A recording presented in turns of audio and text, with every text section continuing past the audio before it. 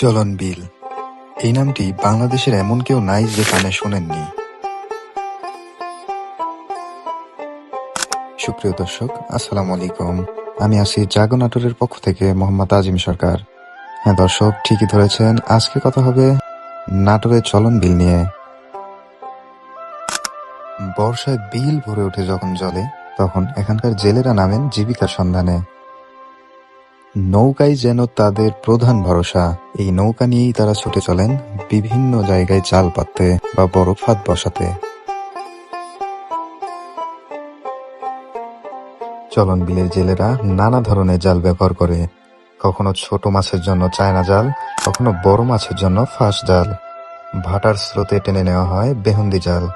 বড়শি দিয়ে বড় মাছ ধরাও এখানকার প্রচলিত রীতি। টোপ লাগিয়ে পানিতে ফেলা হয় বড়শি, মাছ টোপ গিললেই ফেসে যায়। মৌসুম অনুযায়ী পাল্টে যায় জেলেদের মাছ ধরার সরঞ্জাম। বর্ষার জ্বরে একরকম, শুকনো মৌসুমে আরেক রকম। চলন বিল শুধু প্রকৃতির নয়, এই অঞ্চলের মানুষের জীবন জীবিকার উৎস।